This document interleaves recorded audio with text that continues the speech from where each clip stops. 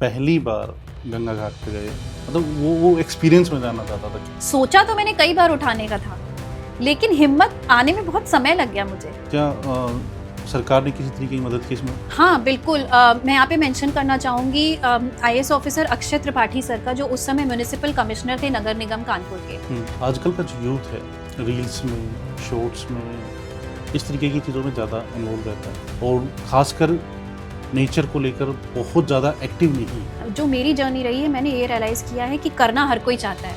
अच्छा। तभी तो 890 मेंबर्स मेरे हो गए। प्लास्टिक प्रदूषण के बारे में सबसे बड़ी गलतफहमियां कौन सी है? कि इससे केवल जानवर अफेक्ट हो रहे हैं। कौन सी इनोवेटिव सॉल्यूशंस हैं जो जलवायु परिवर्तन से लड़ने में मदद कर सकते हैं? नए समाधान तो टेक्नोलॉजी से बहुत ज़्यादा आ ही रहे हैं, मूविंग टुवर्ड्स इलेक्ट्रिक व्हीकल। अगर गंगा मैया की सेवा नहीं करी होती या गंगा घाटों को साफ नहीं करते तो आप क्या कर रहे थे? फिलहाल तो मैं अभी कोई ज़िंदगी ऐसी इमेजिन ही नहीं कर सकती जिसमें कि मैं माँ की सेवा ना कर रही हूँ किसी ना किसी फॉर्म में।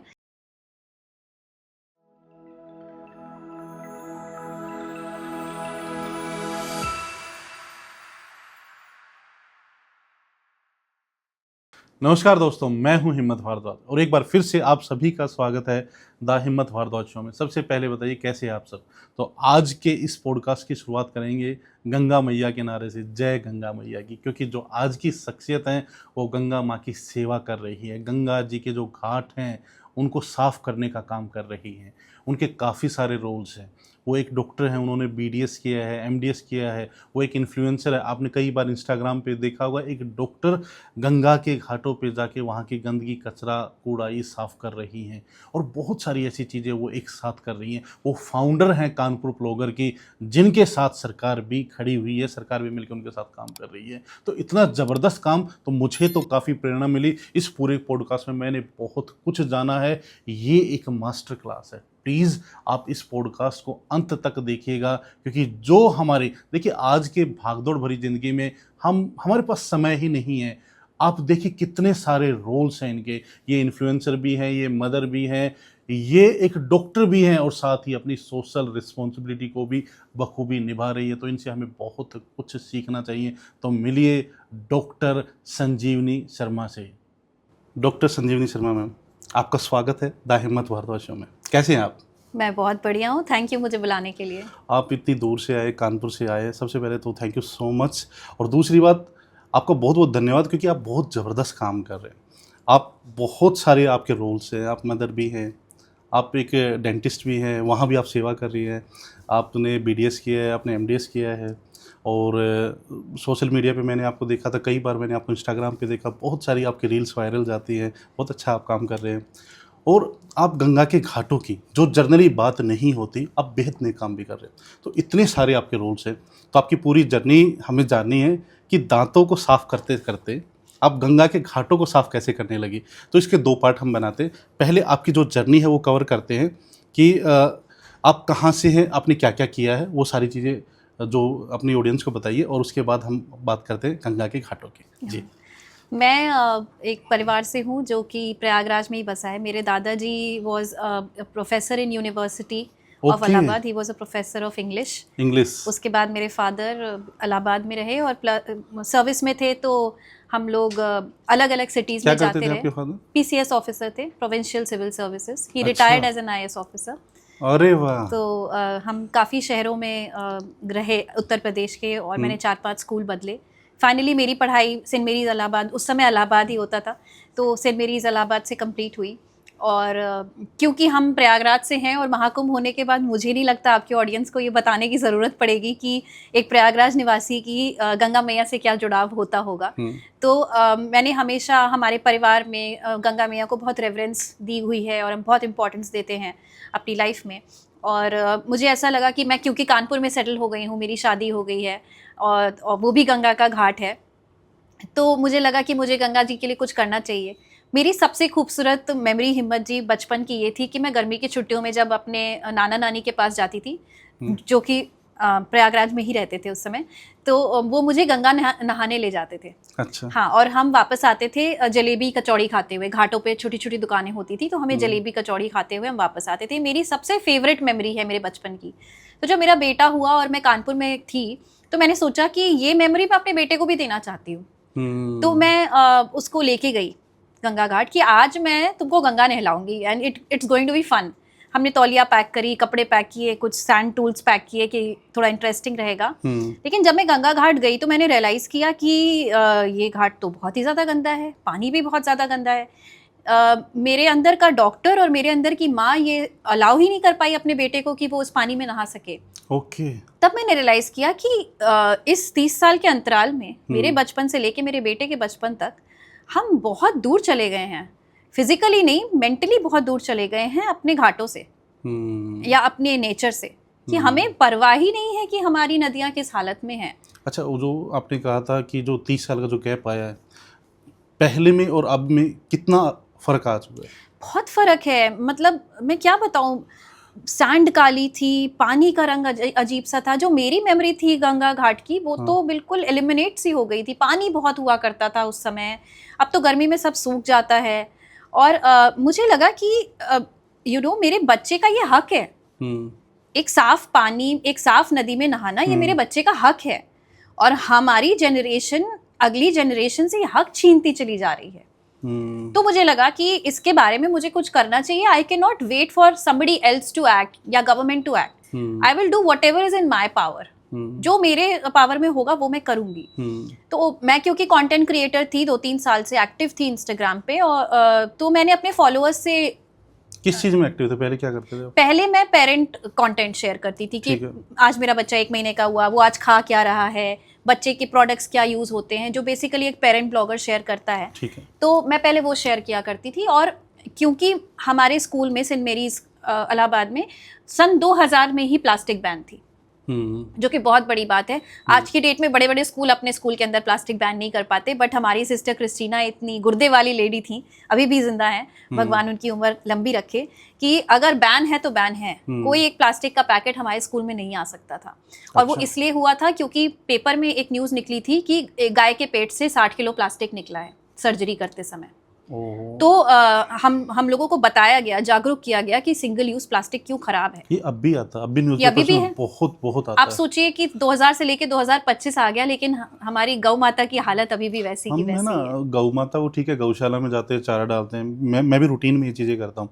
डेली मेरा एक रूटीन होता है कि मैं जैसे गौशाला नज़दीक में वहाँ जाता हूँ, चारा डालता हूँ, और चींटियाँ हैं उनको दलिया वगैरह जो हम बनाते हैं वो डालते हैं। लेकिन वहीं पे ना मैंने देखा है कि बहुत सारा जो कूड़ा करकट है, थैलियाँ वगैरह हैं, वो वहीं पे पड़ी रहती हैं, और जो गाय वगैरह वहाँ बछड़े वगैरह घूमते रहते हैं, वो उनको खाते हैं। बिल्कुल, मैंने कई बार देखा है कि लोग खाना, जो पुराना खाना होता है, एक दिन का बासी खाना जो डिस्कार्ड करते हैं जानवरों के लिए, वो थैली में बांध करके डिस्कार्ड करते हैं। How it is possible for the animals to थैली ओपन करके खुद से खाना? मतलब इतना भी लोगों में सेंस अब नहीं रहा है, कमी है जागरूकता की, कि आप अगर खाना डाल रहे हो जानवर को तो कम से कम खाना खोल के डालो, और खाना खोलने के डालने के बाद पन्नी उसके बगल में मत डालो। यही होता है, या तो पन्नी बगल में डाल दी जाती है, या कई बार इधर-उधर फेंक दी जाती है, इधर-उधर फेंक दी जाती है, या पन्नी ही खोल दी जाती है कि खाओ इसमें से। तो ऑब्वियसली उनके अंदर पेट में जाएगा। और अभी जैसे कि हम लोग अभी पॉडकास्ट से पहले डिस्कशन कर रहे थे कि बिकॉज डेयरी इंडस्ट्री में ये कल्चर हो गया है कि मेल काफ अगर हो जाएगा तो उसकी केयर कोई नहीं करना चाहता है, उसके खाने पीने का कोई ध्यान नहीं रखना चाहता है, खर्चा नहीं करना चाहता है, तो मेल काफ को हमेशा छोड़ दिया जाता है कि वो जहां से जो खाते हुए आ जाए वो उसमें पल जाए। तो ये भी प्रॉब्लम है कि वो बेचारे फिर कूड़े से खाना ढूंढते हैं। ये बहुत ही बड़ा दुर्भाग्य है हमारे देश में कि गौ माता की सिंगल यूज प्लास्टिक की वजह से इतनी दुर्गति हो रही है गौवंश की। शुरुआत कैसे हुई, मतलब जो है, और शुरुआत में क्या क्या चैलेंजेस आए? क्योंकि आप तो अकेले थे, आपके दिमाग में ठीक है, ये आपने अपने बच्चे को दिखाया, आइडिया आ गया कि मुझे जो आज की सिचुएशन है इस पे काम करना है, इसको बदलना है। तो शुरुआत करना बहुत मुश्किल होता है। मतलब कैसे की शुरुआत आपकी, और क्या जो फैमिली है, क्या उन्होंने सपोर्ट किया आपको फिर? हाँ, मैं तो बहुत ही सौभाग्यशाली हूँ कि मुझे बहुत ही अच्छी फैमिली में मेरी शादी हुई है। और मेरे हस्बैंड को मुझे कभी कुछ पूछने की ज़रूरत नहीं पड़ती, बताने की ज़रूरत होती है बस। तो मैंने डिसाइड जब किया था कि मुझे करना है, तो मैंने ना उनसे डिस्कस किया था और ना ही उनसे पूछा था, मैंने उन्हें बताया था कि मैं ये करने जा रही हूँ। उन्होंने नहीं पूछा कैसे करोगे? नहीं, मैंने कहा ठीक है कर लो। और क्योंकि मैं थोड़ा सा इंडिपेंडेंट विचारों की हूँ, तो मैं ये एक्सपेक्ट भी नहीं कर रही थी कि वो मेरी किसी चीज़ में हेल्प करेंगे। हालांकि मैं आपको यहाँ पे बताऊंगी कि काफ़ी महीनों तक सुबह 6 बजे उठ करके, संडे को जिनको देर से उठना पसंद है, वो मेरे साथ उठ करके ड्राइव करके मुझे घाट तक ले जाते थे, क्योंकि उस समय मुझे ड्राइविंग नहीं आती थी। अच्छा। और वो गाड़ी में सो जाते थे, मैं उन्हें फोर्स नहीं करती थी कि आप कुछ करो, वो गाड़ी में सो जाते थे बेचारे और वेट करते थे कि मेरा काम जब खत्म होगा तो मुझे वापस घर लेके जाएंगे। और आई थिंक उसी चीज़ की वजह से, उसी गिल्ट की वजह से मैंने ड्राइविंग सीखी कि मैं फालतू में अपने हस्बैंड को उठा लेती हूँ। तो मैंने डिसाइड किया, चैलेंजेस तो बेसिक चैलेंजेस ये आए थे जब हमने एक बार स्टार्ट कर लिया था तो वॉलंटियर्स को कैसे वापस लाएं घाट पे, क्योंकि कोविड सेकेंड वेव के बाद जो रिवाइवल हुआ वो थोड़ा मुश्किल था मेरे लिए, क्योंकि चार पांच वॉलंटियर्स ही आते थे उस टाइम पे। ठीक है। फिर उसके बाद मैंने, क्योंकि उस समय मेरी एक स्पिरिचुअल जर्नी भी स्टार्ट हो चुकी थी, मैं स्पिरिचुअलिटी में जा चुकी थी, तो मुझे ऐसा लगता है कि गंगा मैया ने भी बहुत हेल्प की, यूनिवर्स ने बहुत हेल्प की। मैंने एक पॉइंट पे अपने आप को ये समझा लिया था, एक गांठ बांध ली थी कि देखो कोई नहीं जाएगा तो तुम अकेले जा करके साफ करके आना, 1 घंटा तुमको तो देना ही देना है। मेंटली मैंने ये डिसाइड कर लिया था। और मैं पोस्ट भी करूंगी कि हाँ, मेरी ड्राइव कोई खोटी नहीं जाएगी, खाली नहीं जाएगी। हर संडे सुबह 7 से 8 सफाई होगी, चाहे कोई आए चाहे कोई ना आए। तो 4-5 लोग आते रहे धीरे धीरे। उसमें से कुछ वॉलंटियर्स ऐसे थे जो रेगुलर आते थे। अब मैं उनका नाम लेना चाहूंगी क्योंकि यहाँ मैं बैठी हूँ लेकिन मेरे पीछे जो सपोर्ट है, मेरी पीठ सीधी कर रहे हैं, वो बहुत सारे वॉलंटियर्स हैं। मैं यहाँ पे उन्हीं के कंधों पे बैठ करके आई हूँ एक तरह से। तो मेरे 2 वॉलंटियर्स शिखा और उमंग थे, जो कि हर ड्राइव पे मुझे मिल जाते थे। ना मैं उन्हें पहले से जानती थी, ना वो मुझे पहले से जानते थे। हम पहली बार घाट पे ही मिले थे। अच्छा। वो इंस्टाग्राम से भी नहीं आए थे, वो मुझे घाट पे ही मिले थे कि ये साफ कर रही है, चलो इनकी हेल्प कर देते हैं। तो मुझे लगा कि कोई नहीं आएगा तो शिखा और उमंग आएंगे। और हम इतनी सफाई कर देते थे कि एक ट्रक जो नगर निगम कानपुर का आता है हमारे साथ, हम एक ट्रक भर देते थे और एक ट्रक में 250 किलो कूड़ा चढ़ता था। 250 किलो जी। अच्छा। तो लगता था कि ठीक है, कोई आए ना आए, हमें तो करना है। फिर धीरे धीरे क्या हुआ कि पॉपुलैरिटी बढ़ गई और सोशल मीडिया के थ्रू हमें थोड़ा ट्रैक्शन मिलने लग गया और फिर वॉलंटियर्स अपने आप ही आते गए, जुड़ते गए। तो रेस्ट इज हिस्ट्री। बट वो एक फेज था, पैच था, जब मुझे लग रहा था कि कोई नहीं आ रहा है, इसको बंद करना पड़ेगा। जब आइडिया आया कि मुझे ये करना है और प्लस पॉइंट ये हो गया कि फैमिली ने सपोर्ट कर दिया, आपकी जगह कोई और होता या आप ही होते और अगर आपको सपोर्ट नहीं किया जाता तो क्या फिर भी आप परस्यू करते? मैं थोड़ी सी ज़िद्दी टाइप की लड़की हूँ परस्यू तो मैं वो हर चीज़ करना चाहती हूँ जिसका मेरा मन बन चुका होता है। क्योंकि ये मैसेज मैं देना चाहता हूँ, जनरली सपोर्ट आपके केस में किया गया है लेकिन नहीं किया जाता, और खासकर ऐसी चीज़ों में, है ना, तो उनके लिए भी एक मैसेज हो जाएगा। हाँ, मेरी शादी एक डॉक्टर फैमिली में हुई थी। मेरे दोनों इन लॉज डॉक्टर हैं। हाँ, mother in law, father in law, मेरी सिस्टर इन लॉज डॉक्टर हैं, हस्बैंड भी डॉक्टर हैं। और कानपुर जैसे छोटे से शहर में डॉक्टर की एक छवि होती है। बिल्कुल बिल्कुल बिल्कुल। और एक डॉक्टर होकर के, एक डॉक्टर परिवार से होकर के मैं जाकर के घाट पे कूड़ा उठा रही हूँ, ये बहुत बड़ी बात थी। तो पहली बात तो मैं शायद बचपन से ही ऐसी थी कि दूसरे क्या सोच रहे हैं इसके बारे में मुझे कोई खास फर्क नहीं पड़ता था। शायद ये एक्सपोजर रहा जो मेरी डिफरेंट सिटीज़ और डिफरेंट स्कूल का, शायद वो रह सकता है। और दूसरा ये कि अगर मैंने डिसाइड कर लिया है तो मुझे करना है। और तीसरा ये कि मैं सबसे ये कहना चाहूँगी कि लाइफ में ना कई मोड़ ऐसे आते हैं कि आप सोचोगे कि मेरा स्पाउस, मेरे हस्बैंड या वाइफ समझेंगे नहीं मुझे ये करना है, या मेरे पेरेंट्स समझेंगे नहीं कि मुझे ये करना है, लेकिन आप फिर भी करो। अगर वो ऐसी चीज़ है जिसमें जन कल्याण हो रहा है या आपका अच्छा हो रहा है या हाईएस्ट गुड हो रहा है और किसी का कोई नुकसान नहीं हो रहा है, तो आप उस चीज़ को करो।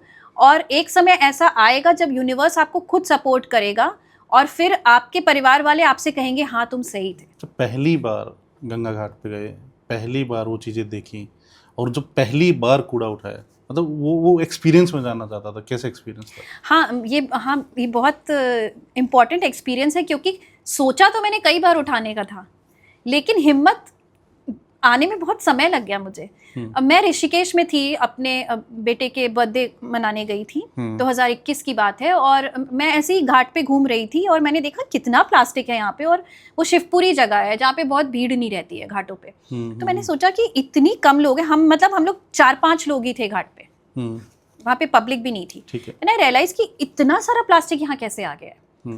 तो मैंने बस 10 मिनट के लिए वहाँ पर प्लॉगिंग करी। अब यहाँ पर एक बहुत इम्पॉर्टेंट मेंशन करना बहुत ज़रूरी है। बार बार जो आप बोल रहे हैं, मैं इसी टर्म को जानना चाहता था। हाँ। जैसे आपने नाम भी रखा है, जो आपने एनजीओ बनाया है ना, और उस एनजीओ में तो आप काफ़ी सारे बंदे जुड़े हुए, कानपुर प्लॉगर्स। यस। ये प्लॉगर्स मतलब ये वर्ड कहाँ से आया? एग्जैक्टली मैं वही बता रही थी आपको कि मैंने उस समय मोदी जी का एक ट्वीट देखा था जिसमें कि वो शायद केरला की बीच थी वो, जिसमें वो दौड़ रहे थे, ही वाज जॉगिंग एंड उनके हाथ में एक ब्लैक कलर का पॉलिथीन था और वो कूड़ा उठाते जा रहे थे दौड़ते दौड़ते, और उन्होंने ट्वीट में लिखा था कि आज मैंने केरला की बीच पे, सुंदर बीच पे प्लॉगिंग भी करी, फिटनेस के साथ साथ स्वच्छता का ये आइडिया मुझे बहुत अच्छा लगा और आप लोग भी फॉलो करिए। सो आई थॉट कि मतलब सल्यूट है उनको, इस एज में भी उनके इतने इनोवेटिव आइडियाज होते हैं। सो मेरे को लगा कितना डुएबल है, कितना सिंपल है, इसके लिए आपको कुछ किसी चीज की जरूरत नहीं, all you need is may be gloves and a bag. तो वो चीज मेरे जहन में थी, सबकॉन्शियस में थी। तो ऋषिकेश में जब मैंने प्लास्टिक देखी तो मैंने उठाना शुरू कर दिया। शायद वो घाट खाली था इसलिए मुझे शर्म कम आई थी, ये एक रीजन हो सकता है। और हम 3 लोगों ने 10 मिनट में 2 बड़े बड़े पैकेट्स भर दिए थे। वो पैकेट भी हमें वहीं पड़ा हुआ मिल गया, हम कोई लेके नहीं गए थे। ठीक है। तो उस टाइम हमने इंस्टाग्राम स्टोरी शेयर करी इस बारे में कि देखो इतना प्लास्टिक निकला और हमने ये किया। तो यहाँ पर इंस्टाग्राम ऑडियंस भी मेरी बहुत सपोर्टिव है और उन्होंने काफ़ी सपोर्ट किया इस चीज़ को, काफ़ी अप्रिसिएशन आया, तो मेरा कॉन्फिडेंस भी बढ़ा। भले ही मैं शो ऑफ करने के लिए नहीं कर रही थी, बट लोगों का जो एक बार अप्रिसिएशन आ जाते तो आपका कॉन्फिडेंस तो बढ़ ही जाता है। आपकी क्लाइंट मैंने सुनी है, नेकी कर सोशल मीडिया पे डाल। हाँ, ये मेरी ओरिजिनल लाइन है। अच्छा। कि नेकी कर सोशल मीडिया पे डाल with the intention of inspiring others. Intention ये होना चाहिए। और एक ही काम 2 डिफरेंट इंटेंशन से किए जा सकते हैं, लेकिन जब आपका इंटेंशन अच्छा होता है ना तो आपको हमेशा उसमें सक्सेस मिलती है। ये मेरी लाइफ से मैंने सीखा है।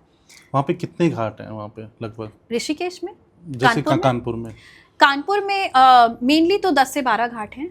अच्छा। और हम उन घाटों को कवर करते हैं जहां पर नमामि गंगे सफाई करने नहीं जा पाता है because of any reason. Namami Gange एक ऑर्गेनाइजेशन है ऑल ओवर इंडिया की, गवर्नमेंट ऑर्गेनाइजेशन है जो कि गंगा रिजुविनेशन पे बहुत काम कर रही है। किस दिन जाते हैं और कितने लोग जाते हैं? संडे का दिन मैंने इसलिए चूज किया कि सब लोग फ्री रहते हैं, मैं भी फ्री रहती हूँ। और सुबह का समय इसलिए क्योंकि इंडिया में मोस्टली गर्मी होती है कानपुर में, तो 7 से 8 में धूप इतनी तेज नहीं लगती है। तो संडे सुबह 7 से 8, सर्दियों में हम थोड़ा टाइम डिले कर देते हैं। क्या सरकार ने किसी तरीके की मदद की इसमें? हाँ बिल्कुल। मैं यहाँ पे मेंशन करना चाहूँगी IAS officer Akshay Tripathi sir का, जो उस समय म्यूनिसिपल कमिश्नर थे नगर निगम कानपुर के 2021 में। तो जब मैंने ये डिसाइड किया ऋषिकेश से वापस आने के बाद, जब मैंने अपने घाटों की हालत देखी, मैंने सोचा जब मैं दूसरे के शहर में जाके सफाई कर सकती हूँ तो अपने शहर में क्यों नहीं। और मैंने इंस्टाग्राम स्टोरी डाली कि आप लोग आएंगे क्या, अकेले साफ करूँगी तो बहुत समय लगेगा, अगर आप लोग आएंगे तो जल्दी हो जाएगा। तो फॉलोअर्स से मैंने हेल्प मांगी। तो जब डिसाइड हो गया कि इस तारीख को हो रही है 6 मार्च को, तो हमें एकदम से रियलाइज़ हुआ कि जो कूड़ा हम उठाएंगे वो रखेंगे कहाँ। तो फिर हमें उस समय अक्षय त्रिपाठी सर ने एक ब्लॉगर्स मीट बुलवाई थी जिसमें उन्होंने अपना नंबर शेयर किया था कुछ महीने पहले कि अगर आप लोगों को किसी चीज़ की ज़रूरत हो, किसी सोशल वर्क पे कोई काम करना हो, कोई सोशल मैसेज देना हो, हमारी हेल्प की ज़रूरत हो तो हमें बताइएगा। तो उस नंबर पे मैंने कॉल किया शाम के 7:30 बजे। It was not even office hours. उन्होंने फ़ोन उठाया, मैंने बोला गुड इवनिंग सर, मैं सो एंड सो, मैं एक प्लॉगिंग ड्राइव मैंने ऐसे ही बोला था। And he knew what plogging was. In 2021 he knew what plogging was. He said हाँ ठीक है, हो जाएगा। तो फिर उन्होंने फ़ोन काट दिया। मुझे लगा कि मतलब बात नहीं बनी इतनी जल्दी, कोई क्यों ही हेल्प करेगा, मुझे कोई जानता भी नहीं है, मेरा कोई कनेक्शन भी नहीं है। 15 मिनट के अंदर मुझे एक जूनियर ऑफिसर का फ़ोन आया वहाँ से कि मैम आप कुछ करना चाह रही हैं, आप हमें लेके चलिए उस घाट पे, हम देख आते हैं कल, और फिर जो आपको रिक्वायरमेंट होगी वो हम देंगे। मैंने कहा मुझे ट्रक्स चाहिए आपसे। तो बोले कि हाँ हो जाएंगे। फिर हमने जब प्लॉगिंग ड्राइव अरेंज की तो 2 ट्रक हमारे साथ थे। ऐसा नहीं था कि आप इकट्ठा करके कर दो हम बाद में उठा लेंगे, ऐसा कुछ नहीं था। जितनी भी हमारी प्लॉगिंग ड्राइव हुई है, वी हैव मेड श्योर कि जितना कूड़ा इकट्ठा हुआ है हमारे सामने ही वो कूड़ा ट्रक पे चढ़ जाए। अच्छा। तो वो दिन है, आज का दिन है। हम 23 मार्च को अपने 200 हफ्ते कंप्लीट करने वाले हैं। एक भी ड्राइव में ऐसा नहीं हुआ है कि नगर निगम ने ट्रक ना भेजा। अब हमारा MOU साइंड है उनसे, और अब तो हमारा ड्राइवर भी उसको याद रहता है, मुझे किसी ऑफिसर से कहने की ज़रूरत नहीं है। वो नगर निगम का वो ड्राइवर ही कहता है कि मैम एक दिन तो मैं भूल गई थी उसको इन्फॉर्म करना, उसने खुद मैसेज किया। हाँ, हमारे 6 मार्च को 4 साल हो जाएंगे और 23 मार्च को हम 200 हफ्ते कंप्लीट कर लेंगे। NGO कब शुरू किया था आपने? NGO 6 मार्च 2021। 6 मार्च 2021 को। और अब कितने मतलब टीम कितनी है उसमें? अब हमारे व्हाट्सएप ग्रुप पे 891 मेंबर्स हो गए। 891। अच्छा, 891। तो 891 मेंबर्स करने के लिए बहुत सारी लीडरशिप क्वालिटीज़ होनी चाहिए, है ना? तो क्या लगता है आपको, क्या क्या आपके अंदर वो क्वालिटीज़ हैं और क्या क्या होनी चाहिए? अपने आप को लीडर नहीं समझना चाहिए। सबसे बड़ी क्वालिटी तो हाँ, यही है। सबसे बड़ी। मैं अभी मैंने बोला I am the founder of Kanpur bloggers, but actually I am the first volunteer of Kanpur bloggers. जिस तरह से हमारे मोदी जी अपने आप को एक सफाई कर्मचारी की तरह से दिखाते हैं जब वो झाड़ू उठाते हैं, तो he is not the prime minister of India at that time. So वो चीज़ मैंने उनसे सीखी है कि जिसके साथ आपको काम करना है आपको उसके जैसा बनना पड़ेगा। कई बार हमारे प्लॉगिंग ड्राइव्स में हमें बहुत गंदी गंदी जगह पे घुस करके हाथ डालना पड़ता है। सही बात है। I have always made sure I am the first one two do that. अगर कोई ऐसी जगह होती है जो बहुत गंदी होती है, I stop my volunteers and I go there, कि पहले आप मेरी ये जाते हैं। रिस्पॉन्सिबिलिटी है। मुझे लगता है ये सबसे ज़्यादा वर्क किया है। Second thing which has help me to work is recognising right leaders at the right time. मैंने अपने वॉलंटियर्स में से टीम लीडर्स बहुत जल्दी जल्दी बनाने शुरू कर दिए थे। जो रेगुलर वॉलंटियर्स थे, सिंसियर थे, मेरी उनसे कोई जान पहचान नहीं थी, मैं उनके साथ कोई फेवर नहीं कर रही थी। आई जस्ट रियलाइज कि मेरे जैसे ही हैं ये, और हम मिल करके ही कर पाएंगे जो कर पाएंगे। ठीक है। Third thing is group discipline. WhatsApp group पे स्पैम होना बहुत आसान है, स्पेशली 890 मेंबर्स है, सब अपना एजेंडा पुश करते रहते हैं। कभी कोई बिजनेस कर रहा है, किसी ने कोई इंस्टाग्राम चलाया, यूट्यूब चलाया, तो ग्रुप डिसिप्लिन हमारे ग्रुप में बहुत ज़्यादा स्ट्रिक्ट है। अगर एनवायरनमेंट या blood donation is one exception, कि अगर किसी को ब्लड की रिक्वायरमेंट है तो वो एक्सेप्शन हमारा रहता है। अदरवाइज एनवायरनमेंट के वीडियोस या कॉन्वर्सेशन के अलावा हम कोई और कॉन्वर्सेशन एनकरेज नहीं करते, हम तुरंत डिलीट कर देते हैं उस मैसेज से। तो ग्रुप डिसिप्लिन होती है तो लोगों को लगता है कि हाँ ये ग्रुप सीरियस है इसके बारे में। ठीक है। और क्योंकि हम कंसिस्टेंट हैं, हम हर हफ्ते जाते हैं, तो लोगों को फिर हमारे ऊपर ट्रस्ट बढ़ता जा रहा है। इसी वजह से ये भी एक वजह हो सकती है। आजकल का जो यूथ है वो रील्स में, शॉर्ट्स में, इस तरीके की चीज़ों में ज़्यादा इन्वॉल्व रहता है और ख़ासकर नेचर को लेकर बहुत ज़्यादा एक्टिव नहीं है। तो यूथ को कैसे नेचर के साथ में मिलाया जा सकता है? मतलब आप कुछ सजेशन देना चाहते हैं? देखिए, ऐसा नहीं है कि यूथ एक्टिव नहीं है। जो मेरी जर्नी रही है, मैंने ये रियलाइज़ किया है कि करना हर कोई चाहता है। अच्छा। तभी तो 890 मेंबर्स मेरे हो गए, तभी तो हमने हज़ारों लोगों को बुला करके ब्लॉगिंग करवा ली। करना हर कोई चाहता है, लोगों को पता नहीं है कैसे करना है। सोशल मीडिया में घुसे हुए हैं, शॉर्ट्स में घुसे हुए हैं, वो एक प्लस पॉइंट है। मैंने वही चीज़ social media, shorts, reels and the feeling of FOMO को यूज़ करके, फियर ऑफ मिसिंग आउट, कि नहीं ये कर रहे हैं तो मुझे भी जाना है सफाई करने, मैंने उस चीज़ को एक पॉजिटिव तरीके से यूज़ किया और वॉलंटियर्स को मोटिवेट किया, यूथ को मोटिवेट किया कि वो ग्राउंड पे आके सफाई करें। तो हमारा कंटेंट बनता है, तो हम इसीलिए मैं बोलती हूँ नेकी कर सोशल मीडिया पे डाल, तो वी मेक श्योर कि जो लोग आ रहे हैं उनके वीडियोस बने, उनकी स्टोरी लोगों को पता हो। तो हमारा एक वीकली फीचर है VOKP, volunteers of Kanpur bloggers, जिसमें हमारे इंस्टाग्राम पेज पे आप उस वॉलंटियर ऑफ द वीक जो होगा, उस वॉलंटियर के बारे में आप सारी चीज़ें जान पाएंगे। वो क्या करता है, कहाँ पढ़ रहा है, क्या सोचता है, क्या एज है उसकी। तो हमारे यंगेस्ट वॉलंटियर 4 साल की है और हमारी सीनियर मोस्ट वॉलंटियर 68 ईयर्स के हैं। अच्छा। तो मैं ये नहीं मानती कि कोई काम नहीं करना चाहता पर्यावरण के लिए। वो एक अलग जगानी ज़रूरी है, जागरूकता करनी ज़रूरी है, और उसके बाद लोग जुड़ते हैं, ऐसा मेरा मानना है। सही बात है कि पहला कदम जो होता है ना, कई बार क्या होता है कि हम वो शुरुआत ही नहीं करते। सबके मन में कहीं ना कहीं अंदर भावना में होता है कि मुझे भी करना है, लेकिन वो शुरुआत करनी कैसे है। तो मैं आपसे भी जानना चाहता हूँ कि जैसे आप कानपुर में आपने शुरुआत की, मुझे अगर झज्जर में करनी है या किसी को कहीं भी करनी है, तो वो शुरुआत कैसे कर सकता है? हाँ, ये क्वेश्चन मुझे डेली बेसिस पे इंस्टाग्राम पे आता है, तो मैं इसका जवाब देना चाहती हूँ आपके प्लेटफॉर्म के माध्यम से कि सबसे पहले तो वेट मत करो, ठीक है, ओवर प्लानिंग मत करो। मन कर रहा है शुरू तो करो। हाँ, अगर आप किसी ऑफिस में काम करते हो, किसी क्लब में हो, या आपका कोई फैमिली ग्रुप है, फ्रेंड्स ग्रुप है, तो आप उसमें ये डाल दो कि इस तारीख को यहाँ पे अपने नियर बाय पार्क को ही चुन लो, कोई ज़रूरत नहीं आपको घाट पे जाने की। मैं इस तारीख को इस पार्क में सफाई करने जा रहा हूँ, विल यू जॉइन मी? सही बात है, सही बात है। कोई ज्वाइन करे ना करे, आप ब्लॉगिंग करके आओ, आप उस चीज़ की फ़ोटो डालो कि आज आपने इतना कूड़ा कलेक्ट किया। जब आप नेक्स्ट टाइम जा रहे हो तो आप फिर डालो कि मैं इस तारीख को इतने बजे जा रहा हूँ, will you join me? I am 100% sure कि अगली बार आपको एक वॉलंटियर तो मिलेगा ही मिलेगा। तो आपको कंसिस्टेंट रहना है। अगर आप बड़ी ड्राइव ऑर्गेनाइज कर रहे हैं, आपके पास बहुत वॉलंटियर्स हैं, तो अपने एरिया के नगर निगम या नगर पालिका से ज़रूर सहायता लें majority of them will be helpful, क्योंकि अब ये कल्चर बहुत ज़्यादा कॉमन हो गया है, बहुत पॉपुलर हो गया है। और गवर्नमेंट के उसमें भी आता है, जब कुछ ऑर्डर्स आते हैं गवर्नमेंट की तरफ से, तो कुछ शहरों में आता है कि आपको अपने शहर में एक प्लॉगिंग ड्राइव ऑर्गेनाइज करानी है एक पर्टिकुलर टाइम पे। तो इसके लिए जागरूकता बहुत बढ़ गई है नगर निगम में भी, ऑफिसर्स में भी। तो आप जाएं, उस एरिया का जो हेड है, उस नगर निगम का जो हेड है, जो कमिश्नर होते हैं जनरली, उनका अपॉइंटमेंट लें, उनको बताएं अपना कि आपका पर्पस क्या है और आपके इतने सारे लोग आ रहे हैं। लिखित में वो आपसे एक लेटर मांगेंगे और आप उन्हें बताएं कि आपको उनसे क्या चाहिए। जैसे कि ट्रक मांग लीजिए, या फिर अगर आपके पास शुरुआत में फंड्स नहीं है तो आप फावड़ा वगैरह मांग सकते हैं, ग्लव्स की डिमांड रख सकते हैं, हो सकता है वो उसको भी फुलफिल कर दें। तो यही तरीका है। And you have to be consistent, मतलब अगर आप इसको बिल्ड करना चाहते हैं like the way we have build, ज़रूरी नहीं है आप हर समय मेरी तरह संडे जाएं, आप महीने में एक दिन पकड़ लें, 15 दिन में एक दिन पकड़ लें, लेकिन कंसिस्टेंट रहें। तो जब आप कंसिस्टेंट रहेंगे तो लोगों को आपकी सिंसियरिटी के बारे में खुद ही ट्रस्ट आने लगेगा। नहीं, मैं आपसे बातें कर रहा था तो ये मैंने तो सोच लिया है और मैं पॉडकास्ट में बोल रहा हूँ, ये मैं करने वाला हूँ, क्योंकि ये बहुत अच्छी चीज़ है। और हमें घाट पे जाने की ज़रूरत नहीं है, क्योंकि मैम तो प्रयागराज से है, कानपुर में रहते हैं, वहाँ घाट अवेलेबल है सारी चीज़ें।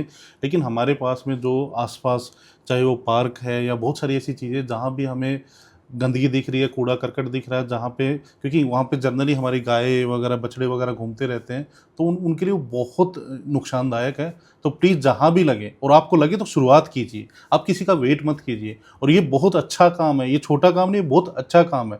तो मैं तो इसकी शुरुआत करने वाला हूँ और बहुत जल्दी आप देखेंगे कि मैं अपने सोशल मीडिया हैंडल्स पे डालूंगा भी, क्योंकि जो आपकी कहावत है ना, वो मुझे बड़ी अच्छी लगी, नेकी कर सोशल मीडिया पर डाल। हालांकि इसको ट्रोल किया जाता है कि भाई आप अगर नेकी कर रहे हैं तो क्यों बता रहे हैं। हाँ, अगर बताएंगे नहीं, इंटेंशन मैटर्स ना, तो यहाँ पे इंटेंशन दिखाने की नहीं है, शो ऑफ करने की नहीं है। यहाँ इंटेंशन है कि आप लोगों को भी मोटिवेट करने की, जो चीज़ हम करें वो आप भी करें। और अगर इस तरीके से ये परिणाम मिलते चले गए तो बहुत आगे बढ़ते चले जाएंगे। एक क्वेश्चन है, प्लास्टिक प्रदूषण के बारे में सबसे बड़ी गलतफहमियां कौन सी है?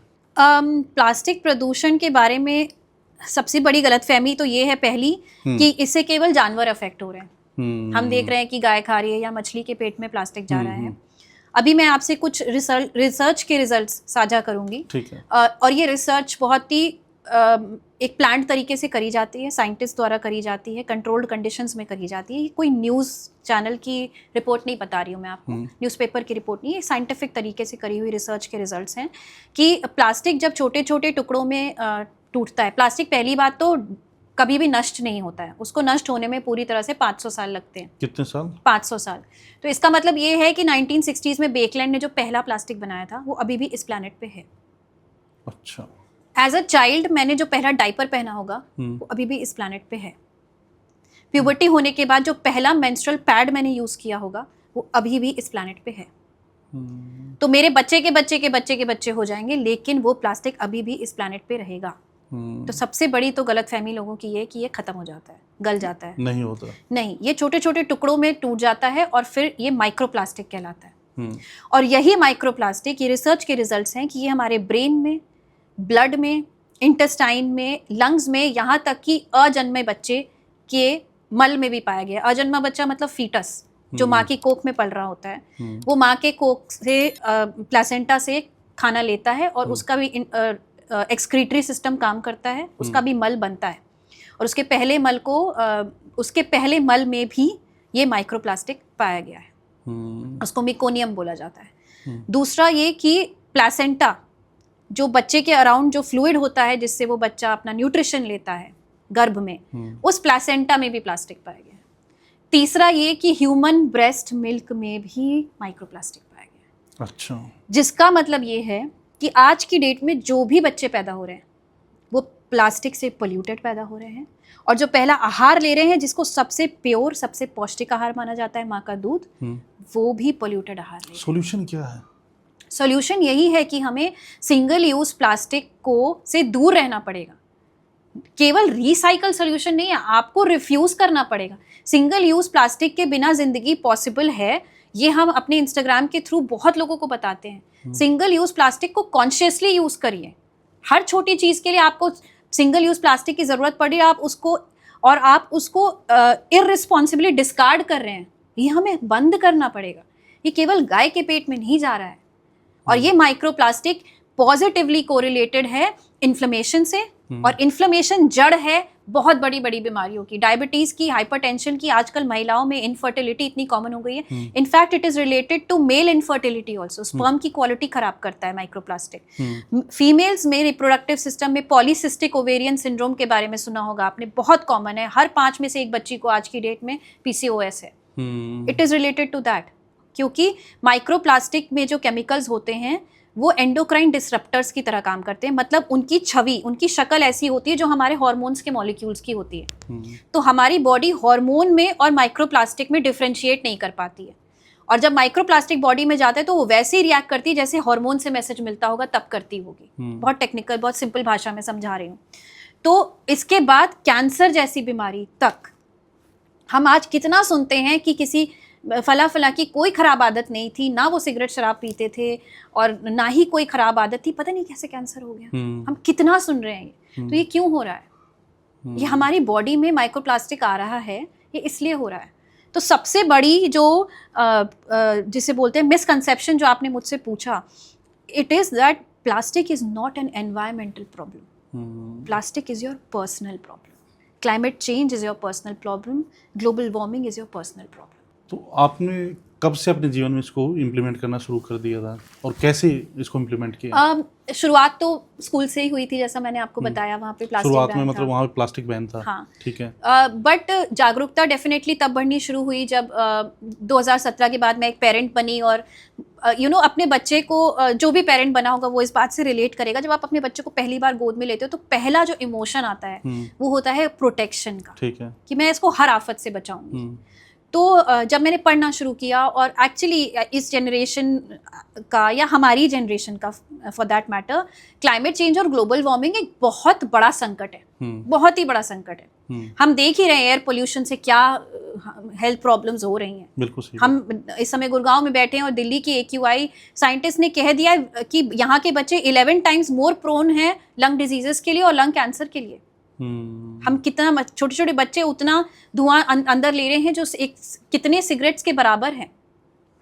तो जब मैंने इसके बारे में पढ़ना शुरू किया तो मुझे लगा कि ये चीज़ इम्पॉर्टेंट है और इसके लिए काम करना चाहिए। तो मैंने इसके बारे में पढ़ना शुरू किया कि फिर मुझे सस्टेनेबिलिटी का कॉन्सेप्ट समझ में आया कि मैं अपनी रोज़मर्रा की ज़िंदगी में ऐसी क्या क्या चीज़ें कर सकती हूँ जिससे कि मेरा कार्बन फुटप्रिंट कम हो, मेरा प्लास्टिक प्रिंट कम हो। फिर मैंने एक एक करके उन चीज़ों को अडॉप्ट करना शुरू किया। सबसे इजी तो मेरे लिए था कि मैं अपनी स्टील की बोतल कैरी करूं मेरे साथ, क्योंकि माइक्रोप्लास्टिक जाने का रास्ता यही है। अगर आप प्लास्टिक की चीज़ों से पानी पीते हैं, अगर आप गरम खाना प्लास्टिक के डब्बे में खा रहे हैं, अगर आप प्लास्टिक के बर्तन में माइक्रोवेव में खाना गर्म कर रहे हैं, हमारे नमक में भी माइक्रोप्लास्टिक है, क्योंकि जब समुद्रों में इतना प्लास्टिक है तो ऑब्वियसली नमक में भी है। स्टडीज़ ने पाया है कि इंडिया के जितने भी लीडिंग कंपनीज हैं जिनके नमक है उनके सैंपल्स लिए हैं और उसमें माइक्रोप्लास्टिक पाया है। तो मैंने अपने आप को उन चीज़ों से दूर करना शुरू किया धीरे धीरे। नमक से कैसे दूर किया? नमक से तो ऑब्वियसली नहीं कर सकते, दैट्स नॉट पॉसिबल। हाँ, बट मैं ये करती हूँ कि मैं नमक की ढेली ले आती हूँ और घर पे पीसती हूँ। अच्छा, ये मैं करती हूँ। तो हमने पहले तो स्टील की बोतल कैरी करनी शुरू करी। फिर उसके बाद अपने साथ एक स्टील का चम्मच, एक स्टील का कांटा रखती हूँ कि अगर मैं कहीं बाहर जाऊँ खाने के लिए, जैसे कि कल मैं यहाँ पे बहुत ही अच्छा फूड मार्केट है, गुड़गांव का फूड मार्केट बहुत अच्छे फूड स्ट्रीट्स, सेक्टर 57 में था शायद वो, और मैं अपने साथ अपना स्टील का चम्मच और कांटा लेके गई थी कि मुझे पता है कि ज़्यादातर लोग डिस्पोजेबल में ही सर्व करेंगे, तो मुझे डिस्पोजेबल चम्मच ना लेना पड़े। सिंगल यूज़ प्लास्टिक की कैटेगरी में जो जो चीज़ें आती हैं, प्लास्टिक स्ट्रॉ हो गया, प्लास्टिक कटलरी हो गई, प्लास्टिक की प्लेट हो गई, इन चीज़ों को अवॉइड करने की कोशिश करती हूँ। अपने साथ एक टिफ़िन रखती हूँ। कल एक टिफ़िन में मैंने बताशे खाए, उसके बाद उसी टिफ़िन में मैंने दाबेली खाई, और उसके बाद उसी टिफ़िन में मैंने मोमोज भी खाए। इस तरह से मैंने 3 प्लास्टिक की प्लेटें कूड़े में जाने से रोकी। तो ये मैंने छोटी छोटी चीज़ें अडॉप्ट करनी शुरू करी। बैम्बू का टूथब्रश है, अपने साथ एक रीयूजेबल झोला, जब भी शॉपिंग जा रहे हैं तो मेरी गाड़ी में हमेशा बहुत सारे झोले होते हैं कि कभी भी कमी ना पड़े। तो इस तरह से छोटी छोटी चीज़ें मैंने फॉलो करनी शुरू करी। बहुत छोटी छोटी चीज़ें, और इससे काफ़ी हद तक हम बच सकते हैं, क्योंकि ये तो बहुत बहुत बड़ा खतरा है, बहुत बड़ा खतरा है। एक मैम, आपका प्रोजेक्ट संकल्प है, हाँ, इसके बारे में बताइए। सो प्रोजेक्ट संकल्प बहुत ही, जैसे बोलते हैं ना, आहा मोमेंट के थ्रू आया था। गंगा घाटों से हम बहुत ज़्यादा कपड़े उठाते हैं। अच्छा। क्योंकि गंगा घाटों पे लोग अपने कपड़े भी छोड़ के जाते हैं और भगवान के वस्त्र भी छोड़ के जाते हैं, और most of them are in very good condition. अच्छा। वो फटे नहीं होते हैं, जले नहीं होते हैं, वो इसलिए डिस्कार्ड कर दिए जाते हैं क्योंकि हमें ऐसा लगता है कि दिवाली पे अगर हमने अपने भगवान के लिए नए कपड़े नहीं खरीदे तो भगवान जी बुरा मान जाएंगे। तो मैंने लोगों से अपील करनी शुरू करी कि ठीक है, आपको खरीदना है खरीदो। पहली बात तो सूती खरीदोगे बहुत अच्छा होगा, क्योंकि आजकल जो मोस्टली वस्त्र मिलते हैं उसमें गोटे से लेकर सलमा सितारा सब प्लास्टिक है जी। और आप उसी प्लास्टिक को गंगा जी में जाके फेंक देते हो। तो अगर आप पहनाना ही चाहते हो तो सूती वस्त्र पहनाओ जो बायोडिग्रेड हो जाए। और दूसरा, अगर आप डिस्कार्ड करना चाहते हो तो प्लीज़ वहाँ मत फेंको, आप हमें दे दो, हम उसका कुछ करेंगे। तो इस तरह से हमने घरों से पर्दे, कर्टन, ये बेडशीट्स, साड़ियाँ और भगवान के वस्त्र लेने शुरू किए। और मैंने अपने घर पे एक महिला को ट्रेन किया झोले बनाने के लिए। अब उन कपड़ों को यूज़ करके हम झोले बनाते हैं और झोले जो हैं हम सब्जी मंडियों में बांट देते हैं, जिससे कि जो भी वेंडर अगर प्लास्टिक बैग्स यूज़ कर रहा हो तो उसको एक विकल्प की तरह से वो यूज़ हो जाए। तो प्रोजेक्ट संकल्प से हम एक तीर से 3 निशाने करते हैं। क्या बात है, क्या बात है। मेरा एक सवाल है, ऐसी कौन सी इनोवेटिव सॉल्यूशंस हैं जो जलवायु परिवर्तन से लड़ने में मदद कर सकते हैं? कोई नए समाधान क्या है? नए समाधान तो टेक्नोलॉजी से बहुत ज़्यादा आ ही रहे हैं। और जैसे क्या आ रहे हैं? जैसे कि हम मूविंग टुवर्ड्स इलेक्ट्रिक व्हीकल, हालांकि वो एक नई समस्या क्रिएट करेगा। मूविंग टुवर्ड्स सोलर इलेक्ट्रिसिटी, ये सब अपने तरीके से एक नई समस्या बहुत आने वाले समय में क्रिएट करेंगे। लेकिन अभी एटलीस्ट हमें अगर फॉसिल फ्यूल एमिशन कम करना है तो हमें रिन्यूएबल सेक्टर की तरफ जाना ही पड़ेगा। ईवी व्हीकल्स हैं या फिर आपको सोलर एनर्जी की तरफ जाना है। इनोवेटिव सॉल्यूशंस मेरा डोमेन नहीं है because I am not in technology field, although I try to stay abreast with that. But having said that, I want to say here कि हमें कुछ नया नहीं करना है हिम्मत जी, हमें नया नहीं करना है, हमें अनलर्न करना है जो हमने गलती से सीख लिया है। मुझे पता नहीं आपके साइड ये होता है कि नहीं, लेकिन हमारे जब हमने देखा था हमारे दादा या नाना जब भी घर से बाहर जाते थे दूध लेने तो घर से बाल्टी लेके निकलते थे। ये कंसेप्ट, बाल्टी मतलब वो बाल्टी जिसमें ढक्कन होता था दूध वाला, ये कंसेप्ट ही नहीं था कि प्लास्टिक के पैकेट में वो दूध लेके आएंगे। हाँ, राइट।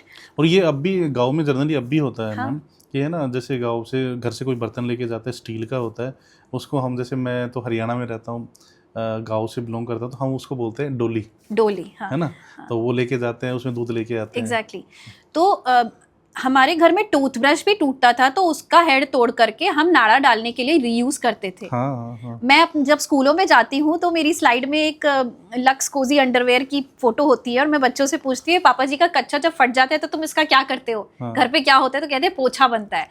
ये सबसे बड़ा एग्जाम्पल है रीयूज का। ये हमारे कल्चर में था कि चीजों को तब तक यूज करो जब तक वो उपयोगी हैं। सही बात है। जब डेवलपमेंट आया और पाश्चात्य संस्कृति ने हम पर हावी हो गई, हमें लगने लगा वेस्ट ज्यादा कूल है, हम तो बेवकूफ हैं, हमें तो कुछ नहीं आता है, हमें उनको कॉपी करना है। अगर वो प्लास्टिक की बोतल से पानी पी रहे हैं इसका मतलब ये अच्छा होता होगा, ये हाई फाई है, ये स्टैंडर्ड है, इसलिए हमें भी करना चाहिए। जनरली उल्टा हो रहा है, हम उनको कॉपी करें, वो हमें कॉपी एग्जैक्टली। आज की डेट में आपको अगर कोई स्टील के गिलास में पानी पिला देगा तो शायद आप बुरा मान जाओगे। आपके सामने कोई फला ब्रांड की बोतल रख देगा सिंगल यूज प्लास्टिक की सील्ड छोटी सी, तो आपको लगेगा कि वाह कितना अच्छा मेरा आदर हुआ। राइट। सही बात। तो हमें इसमें इनोवेशन की जरूरत नहीं है, मैं ये कह रही हूँ। इसके सॉल्यूशंस में we have to unlearn, we have to go back to our roots. सनातन संस्कृति ने हमें नेचर की रिस्पेक्ट करना सिखाया था। हम सब भगवान की पूजा करते हैं, भगवान को देखा किसी ने नहीं है। भ से भूमि, ग से गगन, व से वायु, अ से अग्नि, न से नीर, यही भगवान है। हमारे पंच तत्व ही हमारे भगवान है। हजारों साल पहले हमारे वेद पुराणों में, भगवत गीता में श्री कृष्ण हमें ये सिखा के चले गए थे कि तुम पंच तत्व से बने हो, जो तुम्हारे बाहर है वही तुम्हारे अंदर है। सही बात है। हर फेस्टिवल में किसी ना किसी पेड़ पौधे को पूजने का प्रचलन है। क्यों था? ताकि हम उसका नुकसान ना करें। गौ माता को पूजने का क्यों प्रचलन था? उनका गोबर तक खाद बनता है, इसलिए ताकि उनका नुकसान ना हो, हम उनकी रिस्पेक्ट करना सीखें। नदियों की क्यों हम पूजा करते हैं? इसलिए क्योंकि technically human life is dependent on water.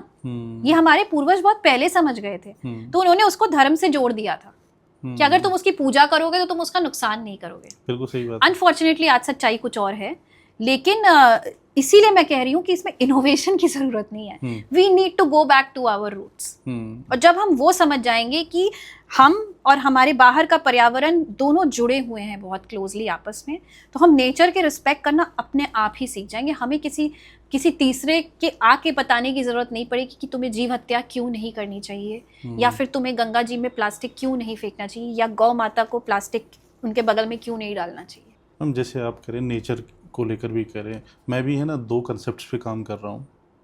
एक है वैदिक मैथ्स, एक है मेमोरी की टेक्निक्स। ये भी हमारे एंशिएंट टाइम के, हमारे वैदिक काल की चीज़ें हैं, और ये चीज़ें आई हैं हमारे वेदों से। जैसे जैसे ये अंग्रेज़ों का टाइम आया तो लॉर्ड मैकाले ने क्या किया, जितने भी हमारी जो चीज़ें थी, जितने भी हमारे वेद थे, पुराण थे, उपनिषद थे, उन सबको नष्ट कर दिया गया और अपना जो एजुकेशन सिस्टम था वो हम पे इम्पोज कर दिया गया। तो एक टाइम ऐसा मेरा भी साथ भी ऐसा था कि मेरी मेमोरी और मेरा मैथ्स खुद का बहुत ज़्यादा वीक था, और मैं अपनी इस प्रॉब्लम का सॉल्यूशन करना चाहता था। तो इस प्रॉब्लम का सॉल्यूशन करने के लिए मैंने सारे के सारे सॉल्यूशंस किए, लेकिन मैं कुछ कर ही नहीं पा रहा था। तो फाइनली एक होता है ना कि जैसे आप बार बार यूनिवर्स बोल रहे थे ना, तो मैं अक्सर सोचता रहता था काश मुझे कुछ ऐसा मिल जाए, काश मुझे कुछ ऐसा मिल जाए। तो मुझे एक इंडियन ऑथर की एक बुक मिली, डायनामिक मेमोरी मेथड्स।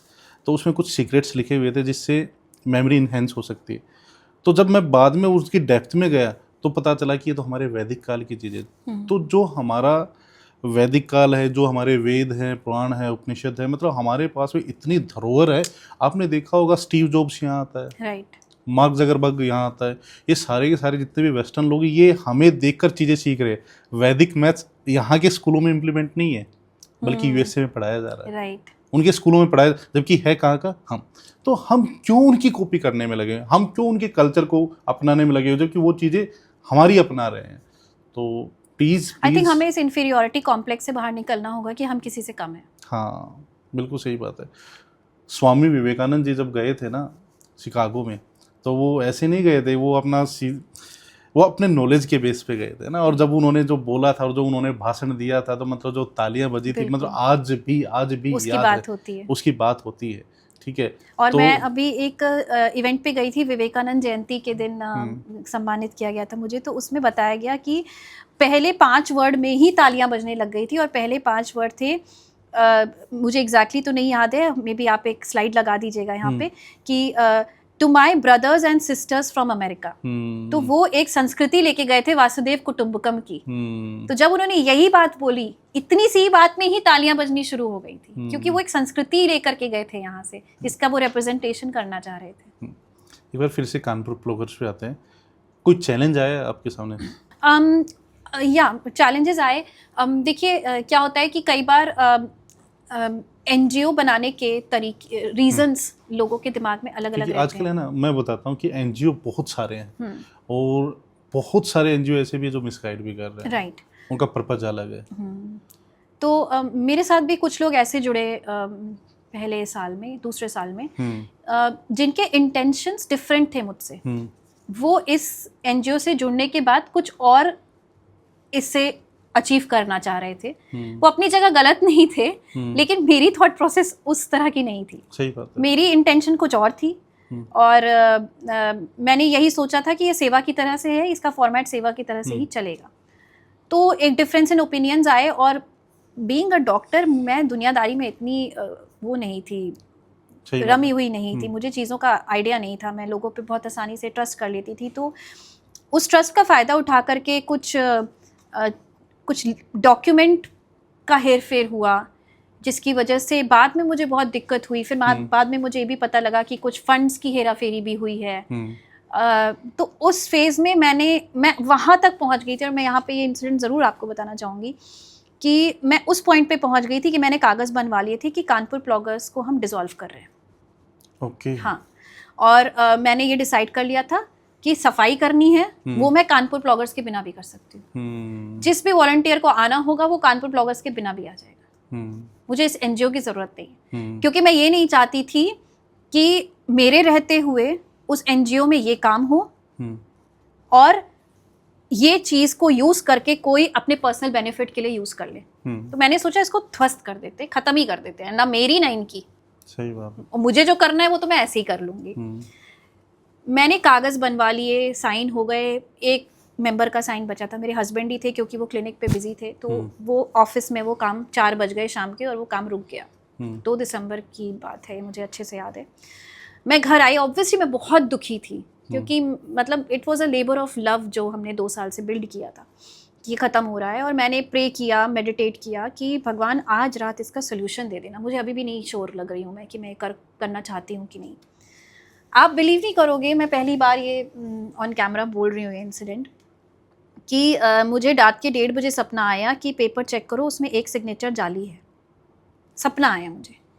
अच्छा। और मैं उठी रात के 1:30 बजे, मैंने पेपर चेक किया, और यही शिखा जिसकी मैं बात कर रही थी, उसका ऑफिशियल नेम कुछ और था, लेकिन हम सब उसे शिखा बुलाया करते थे। तो उसी का साइन शिखा नाम से साइन हुआ था, जबकि ऑफिशियली वो पूजा श्रीवास्तव थी। तो वो अपना साइन हमेशा पूजा नाम से करती थी, बट जिसको जाली सिग्नेचर बनाना था उसने शिखा नाम से बना दिया था, क्योंकि उसने रियलाइज नहीं किया ये। उस चीज़ ने मेरी एनजीओ को बचा लिया, क्योंकि मेरे पास एक स्ट्रॉन्ग पॉइंट आ गया कि नहीं, इस बेसिस की वजह से मैं इन 2 मेंबर्स को यहाँ से हटाना चाहती हूँ, सबकी मर्जी की वजह से। मेरे पास ये प्रूफ आ गया एक।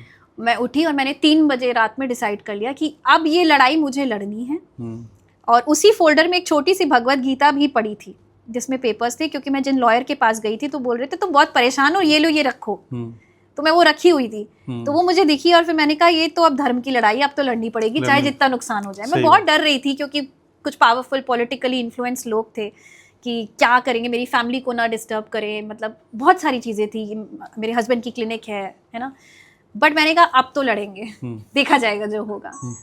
मैम मुझे बताइए, किसी क्लीनअप ड्राइव के दौरान कोई अनोखा या कुछ मज़ेदार कोई किस्सा हुआ हो तो अगर आप शेयर करना चाहें, कुछ अलग से कुछ अजीब सा हुआ हो? कई बार ऐसा हुआ है कि हम लोगों ने किसी ड्राइव में कपड़े उठा लिए और वो उसके थे जो नहाने गया हुआ था। अच्छा। हमने ये सोच के उठा लिया कि कोई छोड़ के चला गया, क्योंकि हम डिफरेंशिएट नहीं कर पाए। एक बार एक ड्राइव में बिठूर में हुई थी लास्ट होली, उसमें एक हमें कॉन्डम का पैकेट मिला था। अच्छा। घाट पे। तो हमने वो उठा लिया कि अरे कोई फेंक के गया होगा। तो हमारे हाथ से एक बंदा आया, उसने छीन लिया। और मुझे वो इंसिडेंट अभी पता नहीं क्यों याद आ रहा है। हाँ। तो उसने मेरे हाथ से छीन लिया कि इसको मत उठाइए, ये मेरी डार्लिंग है। उसमें एक लेडी की फोटो बनी थी। तो वो बहुत फनी था। और सबसे फनी होता है जब हम ड्राइव में कच्छे उठाते हैं। अच्छा। लोग कच्छे पता नहीं क्यों छोड़ के जाते हैं गंगा घाट पे। अरे बहुत ज्यादा मिलते हैं, बहुत ज्यादा मात्रा में मिलते हैं, आप बिलीव नहीं करोगे। हाँ। इतने मिलते हैं।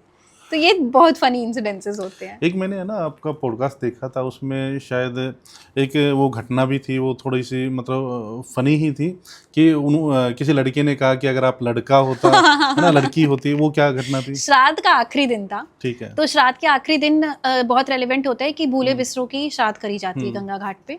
तो मतलब उस दिन तो हर कोई श्राद्ध करता है, ऐसा होता है गंगा घाट पे खड़े होके। तो एक व्यक्ति आया और उसने टिपिकली जैसे हर कोई करता है प्लास्टिक में बंधे हुए फूल बहा दिए। मैं वहाँ खड़ी हुई थी, किसी काम से गई हुई थी, कुछ पेंटिंग करा रही थी किसी दीवार पे घाट पे। तो मैं ज़ोर से चिल्लाई कि आपने प्लास्टिक क्यों बहाया, क्यों किया?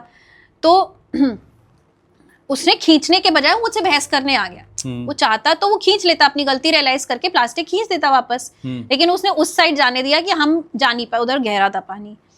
तो बैसा बैसी हुई और मतलब हमारे वॉलंटियर्स भी साथ में थे। अच्छा, ऐसे सिचुएशंस में मैं क्या करती हूँ, अपने मेल वॉलंटियर्स को पीछे कर देती हूँ, क्योंकि मुझे पता है कि मुझे तो कोई मार नहीं सकता, तो मैं लड़ती हूँ। तो मुझे उस व्यक्ति ने बोला कि तुम आज बहुत बोल रही हो, अगर तुम लड़का होती तो यही पीट देते तुम्हें। तो मैंने उससे कहा कि अगर मैं लड़का होती तो तुमसे मार खा लेती, मैं भी तो तुम्हें मारती। तो एक्चुअली मैं पिटते पिटते बची हूँ घाटों पे लोगों को टोकते हुए। हाँ, क्योंकि जब भी मान लीजिए आप घाट पे हैं, और ये जनरली ये चीज़ें होती रहती हैं, और ये चीज़ें क्योंकि आप वो साफ कर रहे हैं तो गुस्सा भी आता है। हाँ, लेकिन हैविंग सेड दैट, लड़ना सोल्यूशन नहीं है। मेरी पर्सनैलिटी ऐसी कि मुझे गुस्सा जल्दी आता है, लेकिन ये चीज़ें प्यार से ही सिखाई जा सकती हैं, प्यार से ही कन्वर्जन आएगा। आप डांट सकते हो, डांटने के बाद हो सकता है आदमी चेक में वो उस समय उस चीज़ को ना करे, बट वो रियलाइज़ नहीं करेगा बाद में फिर वही गलती करेगा। लेकिन प्यार से समझाई हुई चीज़ें और काइंडनेस से समझाई हुई चीज़ें ज़्यादा लंबा काम करती हैं। मैं उस समय ये कर सकती थी कि मैं उस आदमी के पास जाती, चिल्लाने के बजाय, दूर से चिल्लाने के बजाय कि सब लोग देख रहे हैं उसको और उसकी इंसल्ट हो रही है, मैं उसके पास जा सकती थी और उससे कहती कि भैया ये आपने सही नहीं किया, अगली बार मत करिएगा। बंदा खुद ही एम्बैरेस हो जाता। हाँ, या फिर उसको लगता हाँ आप सही कह रही हैं, अगली बार से मैं नहीं करूँगा। तो मुझे भी लगता है कि अपने शब्दों का चयन और अपने व्यवहार का चयन बहुत ही सिलेक्टिवली करना चाहिए। अगर ऐसी चीज़ों में आपको लोगों को कन्वर्ट करना है जिसमें आप आपको लोगों की माइंडसेट बदलनी है। मतलब ये बहुत लंबी पारी हमें खेलनी है। ये हम इस तरह से नहीं कर सकते कि हम वायलेंस इन स्पीच या वायलेंस इन एक्शंस का हिस्सा लें। इस चीज को अगर गंगा मैया की सेवा नहीं करी होती या गंगा घाटों को साफ नहीं करी तो आप क्या कर रहे होते अभी? पता नहीं क्या कर रही होती। ये तो माँ की कृपा है कि उन्होंने मुझे चुना सेवा के लिए। फिलहाल तो मैं अभी कोई ज़िंदगी ऐसी इमेजिन ही नहीं कर सकती जिसमें कि मैं माँ की सेवा ना कर रही हूँ किसी ना किसी फॉर्म में। मैं तो यही चाहती हूँ कि हर जन्म में मैं गंगा घाट पे ही पैदा हूँ, हर जन्म में मुझे माँ की सेवा करने का अवसर मिले। और मैं बहुत मजाक में सबसे कहती हूँ कि मेरा रिटायरमेंट प्लान ये है कि मुझे गंगा घाट पे एक चाय की टपरी खोलनी है। अच्छा। ताकि मेरा काम भी गंगा घाट पे हो, मैं कमा भी गंगा घाट से लूं और मैं रह भी गंगा घाट पे लूं। क्योंकि मेरा है ना चाय के साथ में मतलब रिश्ता बहुत एक गहरी दोस्ती है मेरी चाय के साथ में। और आज से नहीं है, मतलब जब मैं कॉलेज टाइम में था तब तो कभी जब दोबारा पॉडकास्ट करेंगे तो लंबी स्टोरी है, वो मैं ज़रूर शेयर करूँगा आपके साथ में। ऐसी कौन सी फिल्में हैं या डॉक्यूमेंट्रीज हैं या किताबें हैं जिनसे आप प्रभावित हुए?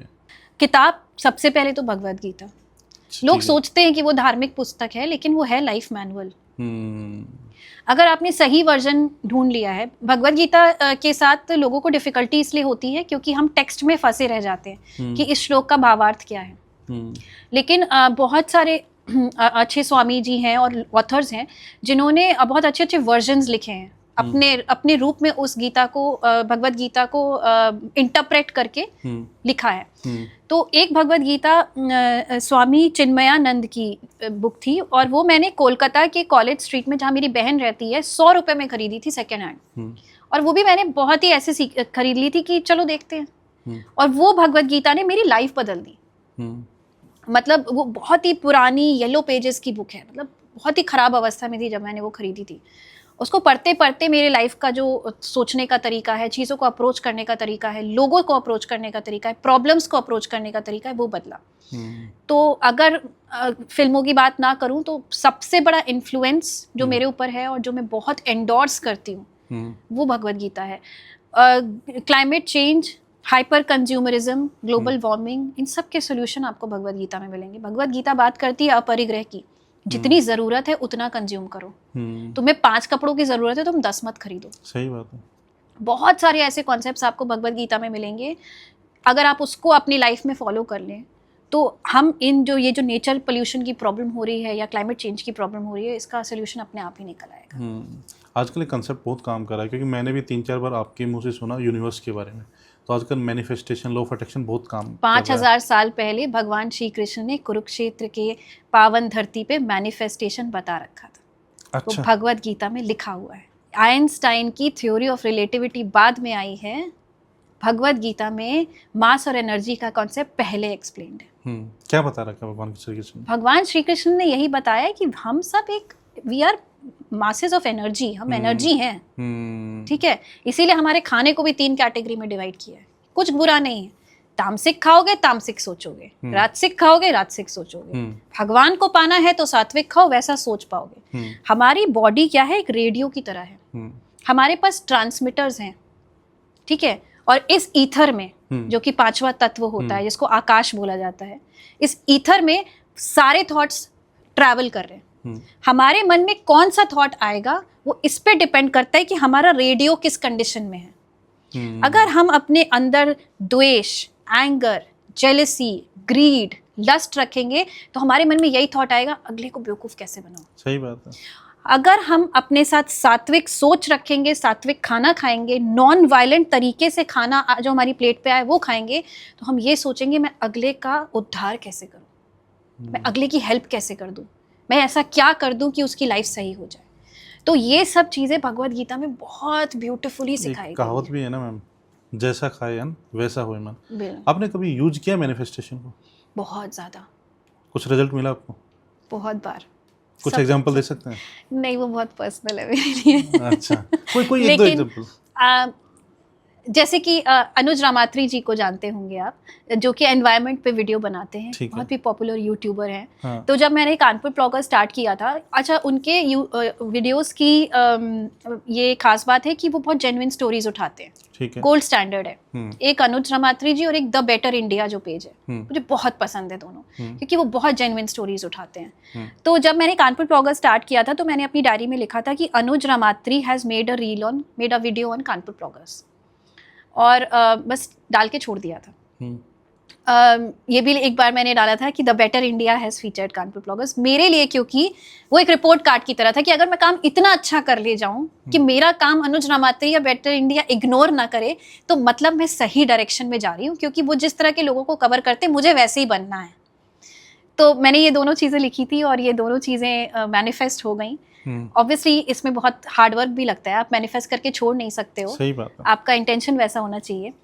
और जैसा कि मैंने बताया कि मैनिफेस्टेशन सब भगवत गीता से ही आता है। भगवत गीता से एक बहुत इंपॉर्टेंट लेसन जो मैंने सीखा वो ये है कि मन आपका सबसे बड़ा एनिमी है और मन ही आपका सबसे बड़ा दोस्त है। सही बात। चैप्टर मेरे ख्याल से, if I am not wrong, chapter 6 में ये लिखा गया, और मैंने उस श्लोक का पहला वर्ड टैटू भी कराया था कि अपने इसका मतलब है, ये वर्ड है उद्धरे दात्मनात्मनम, मतलब अपना खुद से उद्धार करो, खुद को खुद से बचाओ, क्योंकि आपका मन ही आपका सबसे बड़ा एनिमी हो जाता है। और उसी मन को अगर आप ट्रेन कर दो, लगाम कस के रखो, तो वो ही आपका बेस्ट फ्रेंड है। आपकी लाइफ में जो भी अच्छा हो रहा है वो आप ही की वजह से हो रहा है, और जो बुरा हो रहा है वो भी आप ही की वजह से हो रहा है। तो अगर आप ये चीज़ लेकर के चलोगे और मैनिफेस्टेशन की तरफ बढ़ोगे और अपने मन को उस चीज़ में लगा के रखोगे, तो फिर ऐसी कोई भी चीज़ नहीं है जो आप प्राप्त ना कर सकते हो। मैंने अपनी लाइफ में ये प्रैक्टिकली देखा। ठीक है। कुछ और प्रोजेक्ट्स जिन पे आप काम कर रहे हो? हाँ, मैं बहुत एक्साइटेड हूँ एक प्रोजेक्ट के लिए। 2025 में जनवरी में हमने शुरुआत करी है, क्योंकि ये प्रोजेक्ट वुमेन एम्पावरमेंट को लेके है, जो मैंने कभी भी डोमेन टच नहीं किया था। ठीक है। तो जिस गंगा घाट को हम सबसे ज़्यादा साफ करते हैं, वहाँ पे जो लोग नाव चलाते हैं वो हमारी बहुत मदद करते हैं लोगों को टोकने में कि यहाँ मत फेंको हमारी एब्सेंस में। और हमने वहाँ पे एक अर्पण स्थल बना रखा है कि उनसे कहना कि इसी में डालें, नदी में ना डालें, हम इसको हर संडे आके साफ कर देंगे। तो वो उसकी सक्सेस के लिए वो लोग रिस्पॉन्सिबल है जो वहाँ नाव चलाते हैं। तो उनकी फैमिली उसी घाट पे रहती है, 30 घरों का गांव है, कल्लूपुरवा उस गांव का नाम है। तो मुझे लगा कि मुझे if I could do something for them. कच्चे घरों में रहते हैं, उन्हें लाइट भी नहीं है उनके यहाँ। अच्छा। तो मैंने क्या हुआ कि हम, क्योंकि बहुत ज़्यादा दिवाली पे लक्ष्मी गणेश की मूर्तियाँ उठाते हैं, हम जहाँ रहते हैं उत्तर प्रदेश में, वहाँ प्रचलन है लक्ष्मी गणेश का जोड़ा हर साल नया ही खरीदा जाएगा, ऐसा ट्रेंड है। और पुराना आपको आइडियली तो उसको प्रवाहित करना चाहिए, लेकिन लोग सड़कों पे छोड़ देते हैं, मंदिरों में छोड़ देते हैं या इधर उधर फेंक देते हैं, और वो होता प्लास्टर ऑफ पेरिस है मोस्टली, तो वो पोल्यूशन करता है। तो हम बहुत मात्रा में गंगा घाटों से मूर्तियां उठाते रहे। तो उसके विकल्प के लिए मैंने आगरा से और झांसी से गोबर की मूर्तियां मंगवाई थी और लोगों में सेल करी थी, जो कि बहुत पॉपुलर हुई। तो मुझे लगा कि ये चीज़ हमें कानपुर में स्टार्ट करनी चाहिए कि हम यहीं पे बनवाते। तो मैंने उन लेडीज़ को इन्वॉल्व किया, बात करी, और अगेन गवर्नमेंट की स्कीम होती है, स्वयं सहायता समूह होता है, NRLM स्कीम होती है, जिसमें कि आप 12 से 15 महिलाओं को मिल करके एक स्वयं सहायता समूह बना देती है, जिसमें कि गवर्नमेंट भी आर्थिक सहायता करती है। ठीक है। तो वो हमने कराया, और अब गाय के गोबर, शुद्ध गाय के गोबर जो कि गौशाला से आ रहा है, उसको लेकर के अब हमारी मूर्तियाँ बनेंगी, धूपबत्ती बनेगी, दिए बनेंगे। और सबसे पहला प्रोजेक्ट हमने अभी लॉन्च किया है होली के बल्ले की माला, जो कि होलिका दहन में चढ़ाई जाती है हमारे साइड। तो वो लॉन्च किया है, उसका नाम हमने रखा है प्रोजेक्ट नंदिनी। अच्छा। नंदिनी का मतलब नंदी से नंदिनी मतलब काऊ भी होता है, और नंदिनी का मतलब बेटी भी होता है। तो क्योंकि ये विमेन एम्पावरमेंट से रिलेटेड है और गौ माता से रिलेटेड है, तो इसका नाम प्रोजेक्ट नंदिनी है। सवाल अभी भी बहुत ज़्यादा है दिमाग में लेकिन क्योंकि ये पॉडकास्ट बहुत ज़्यादा लंबा हो जाएगा, राइट। लेकिन आज आपसे बहुत कुछ सीखा। आप बहुत अच्छा काम कर रहे हैं, और इस पॉडकास्ट में जैसे मैंने आपसे प्रॉमिस किया है कि मैं अपने शहर में, जहाँ पे मैं रहता हूँ, मैं अभी जज्जर में रहता हूँ, तो मैं वहाँ शुरुआत करने वाला हूँ। और कहते हैं ना कि जब आप कदम उठाते हैं तो धीरे धीरे कारवा बनता चला जाता है। बिल्कुल। ठीक है। और जितने भी आपके प्रोजेक्ट्स हैं, हम आपके साथ में हैं। थैंक यू सो और मच। दोस्तों, मैंने आज बहुत कुछ सीखा है मैम से। आई होप आपने भी बहुत कुछ सीखा होगा। तो फिर मिलते हैं नए पॉडकास्ट में। Thank you so much ma'am, आप आए, और इसी तरीके से आप आते रहिएगा। इसी तरीके से आप गंगा मैया की हर चीज़ों की जो आप नए नए प्रोजेक्ट्स हैं उनमें कामयाबी आपको मिले, और हम सब आपके साथ में। थैंक यू सो मच मुझे बुलाने के लिए। मुझे बहुत अच्छा लगा अपना एक्सपीरियंस शेयर करना, और मैं उम्मीद करती हूँ कि इस पॉडकास्ट के ज़रिए लोग ये समझ पाएंगे कि गंगा केवल नदी नहीं है, वो हमारी देवी भी नहीं है, वो एक नेचुरल रिसोर्स है और हमें उन्हें बचा के रखना है। इसी के साथ हम ख़त्म करते हैं। बोलो गंगा मैया की जय। जय। मेरे प्यारे दोस्तों, अगर आपको हमारे पॉडकास्ट से वैल्यू मिलती है, अगर आपको हमारे पॉडकास्ट अच्छे लगते हैं, तो प्लीज़ चैनल को सब्सक्राइब कीजिएगा और जितने भी पॉडकास्ट हैं इनको शेयर कीजिएगा, ताकि हम बड़े से बड़े गेस्ट को अपने चैनल पे इनवाइट कर सके और उनकी जितनी भी लर्निंग्स है वो सारी की सारी ड्रैग करके मैं आप तक पहुंचा पाऊं। मैं अपनी पर्सनल लर्निंग तो आप तक ज़रूर शेयर करूंगा ही करूंगा। मेरा प्रयास ये रहेगा कि बड़े से बड़े गेस्ट को यहाँ पे इनवाइट किया जाए और उनकी लर्निंग्स भी आपके साथ शेयर की जाए। प्लीज़ चैनल को शेयर कीजिए, सब्सक्राइब कीजिए।